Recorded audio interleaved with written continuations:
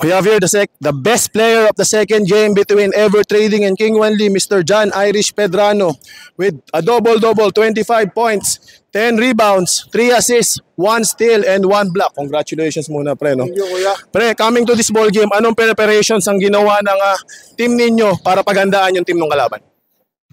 Actually, may individual training kami, kanya-kanya.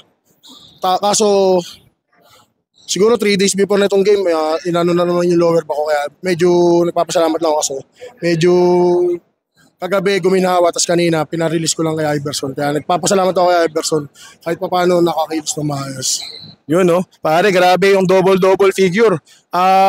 Anong masasabi mo sa kalaban ninyo? Medyo late si Josh, no? Napaghandaan nyo ba na wala si Josh sa game na to o nandito siya? Hindi naman, expected namin maglalaro na kasi last week pa lang nagsabi na siya doon sa GC natin na maglalaro siya. So, good thing lang, siguro may prior commitments ka second quarter. Patapos na yata ng first quarter siya dumating. So, anong nangyari lang, nag-adjust lang may tinake advantage namin. So, nakalamang kami agad ng double digit. Pero naibaba nyo agad yung lamang, kaya sabi sa kanila, relax lang kami. Nagmamadali kami kahit double digit lamang namin. So, good thing lang. Dalawang beses nangyari yun na almost makabalik kayo pero nakaka-recover naman agad kami. Pare, nakita ko rin sa game na to, no? Hindi lang kayong dalawa ni Padu yung umi-score. Talaga bang pinapractice nyo na magkaroon kayo ng team basketball at maganda ang ikot ng bola? Actually, di pa kami nagkaroon ng team training eh.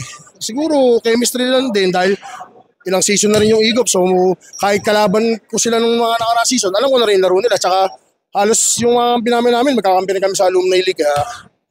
Ayun, kahit pa paano may familiarity sa loob ng court. Pare, ito nakakadalawang best player of the ball game ka na. Kaino mo, ano pa ang ma-anticipate natin sa isang Hoodie B this season 9?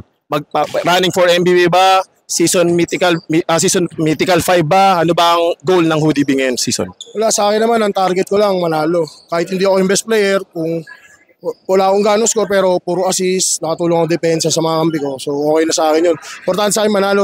Siguro target lang muna namin every game makuha yung panalo. So hindi muna kami nagmamadali since balance naman yung mga team. So kahit pa paano, kahit sino pwedeng manalo. Any last shout out sa mga fans ni Hoodie B dyan sa labas? Ayun. Nagpapasalamat ako sa Panginoon. Binigyan niyo ako ng lakas. Inaplos nyo yung aking katawan na mawala yung iniinta ko sa likod. So salamat, binigyan nyo kami ng lakas sa loob ng court. Ayun, sinashoutout ko rin pala yung mga kasama ko sa Junior MPBL QC828, yung team management namin, yung mga managers namin, owners. Sila Tita Shell, sila Tito Jamie, sila Vice Mayor Vico Soto, tapos yung mga coaches na kasama ko, sila Coach Dre, Coach JR, Coach CJ, tsaka si Coach Marlon. Tsaka ayun, shoutout sa family ko. Tsaka sa Grand Lanay. Miss ko na kayo. Tagal ko nang di nakapunta dyan.